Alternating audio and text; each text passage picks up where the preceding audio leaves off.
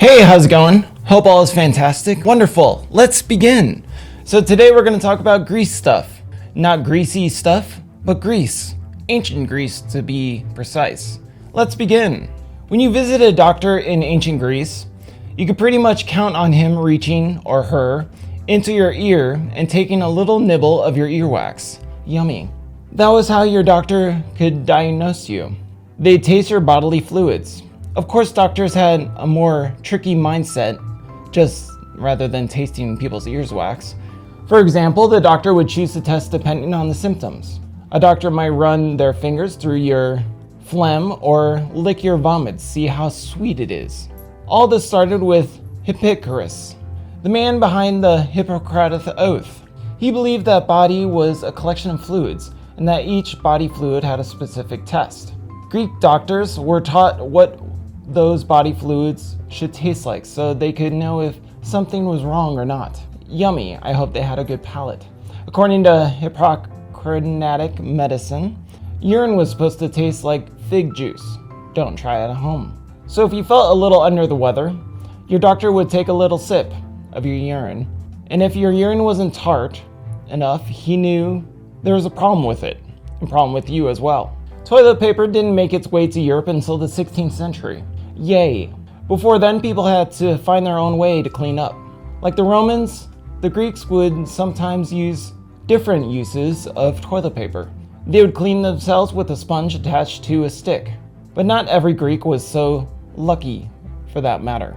More often than not, the Greeks would clean themselves with stones. How stony.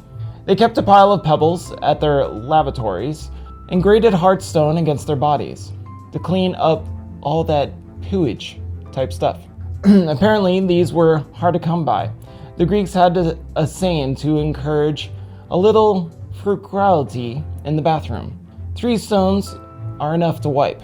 So if you have more than 3 stones, you have a problem. Unfortunately, Pepto-Bismol wasn't made during that time frame. Other times they had to take broken shards of ceramic pots and scrape themselves clean with that. Partially vengeful Greeks might etch their enemies' names onto a piece of pottery, shatter it, and use it for a wipe on their buttocks. It might not be a coincidence that hemorrhoids were a major problem in the ancient Greek times. Lovely. Greek men would take young boys as lovers. The older man would always take the initiative. Usually he'd present himself before a young pubescent boy and offer him a live rooster or a cock. A surefire way to win anyone's affection that still works today. The elder partner would act like a father to his new lover boy, teaching him the ways of the world, in a way that might almost seem like a justification. But it's not like these men were sleeping with young boys out of sense of civic duty. Otherwise, the men wouldn't pick the boys who most needed instruction. They'd pick the best looking ones that could find. So hopefully back then, if you're fat and ugly, you'd be okay. The boy would be the older man's constant companion until the boy started to grow facial hair. Once a boy could grow hair on his face, the older man viewed him as getting on in years and booted him to the curb. When he grew a beard, the boy became a man. Now it was his turn to pick a young boy of his own and keep the whole twisted tradition going. Lovely. So if you have a rooster, please don't do anything gross with that. Before competing, Greek athletes would take off all their clothes and cover themselves in oil. That was how they all performed. Whether they were running or grappling with another man, Greek athletes would do it all naked. Hurrah! By the end, they would usually be covered in filth. So afterwards, the athletes scraped all the sweat, filth, and dead skin off their body. It would be gross to watch, to say the least, but a lot worse if it was your job.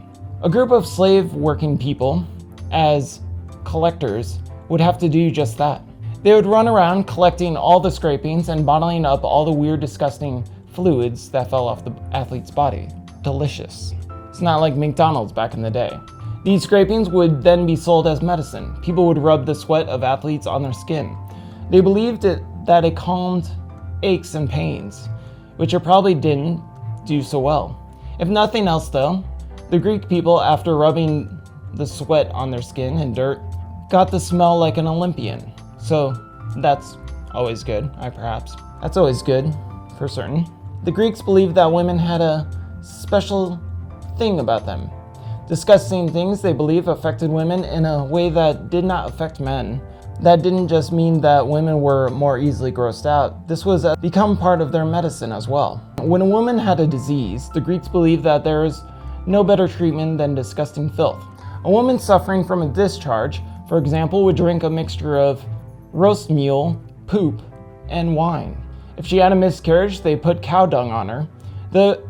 This occurred because of another weird belief, that a woman's womb could move around in their body. They believed that the womb was so disgusted by the smell of the dung that it would run away, thus poop surrounding the area. So hopefully they knew how to draw a circle to make sure the womb wasn't going anywhere. The Greek physician Cyrano taught that birth control was a woman's responsibility. If a woman got pregnant, he felt it was her own fault. After all, it was a little unreasonable to expect men to do anything to stop that from happening. In reality, if a Greek woman got pregnant, it probably was a man's fault, of course, specifically Cyrano's. He told women that they could just sneeze instead of using contraceptives. After making love, Cyrano told the women that they needed to squat, sneeze, and then rinse as well, so they wouldn't get pregnant. Clever man. Obviously, it didn't work. Cyrano had a few backup ideas though.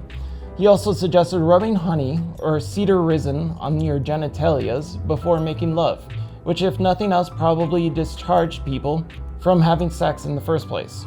The Greeks didn't want their slaves to waste their time making love under the stars. If you were a slave in ancient Greece, there's a decent chance your owner would make you wear a chastity belt for the occasion. Greek slaves would have often endure something called inflation. That meant that a metal ring would be wrapped around their genitalia. It would seal them shut tightly, enough that even getting excited would be a painful event. And it could only be taken off with a key. If your master made you wear a chastity belt, you know it could have been a lot worse. This was really just an alternative to becoming an eunuch. When it came to women's rights, ancient Greece wasn't exactly the most progressive country at all. They didn't really believe in listening to what women had to say. And so the ancient Greeks had some pretty weird ideas to help this matter, of course. Above all, the Greeks really didn't understand lesbians. They couldn't conceive of any two people making love without somebody penetrating somebody else. So rock, paper, scissors wouldn't work because scissors defeats all, I guess. They refused to believe that women were doing anything else. And so they concluded that lesbians must all being born with gigantic clitorises. They referred to it as the female penis and figured that it was the cause of female homosexuality. The idea held on for a lot longer than it should have. No more than 100 years ago, even Sigmund Freud believed that the clitoris was behind the whole idea of lesbian ideas. Good job, Sigmund. Crocodiles were a big part of life for the Greeks, more than expected, and it led to weird traditions in the Greek medicine. One medical treatment, for example, offers a warning for victims of crocodile bites. If the crocodile walks back in the patient's home after biting him or her, and because ancient Greek crocodiles were jerks and pees on everything, the wound and patients will die. Apparently this happened often, enough that they had to write about it. Crocodiles weren't just a threat, they were a cure too. The Greeks recommended treating scars around the eyes by applying a little crocodile dung as if it was like an eyeshadow. The dung of the land of the crocodile with water. A Greek medical document recommends, and other ointments as well. And that is it. And what do you think about ancient Greece? Would you like to live during that time frame? I don't think I would, but perhaps maybe for a day or two. I've been to Greece recently and it was fantastic. There's no crocodile dung or any dung around any pregnant people, so that's good. Anyway, if you're from Greece, hope all's fantastic, and all the people around the world as well. Thanks for the new subscribers, hope it was great, and have a great one. Bye.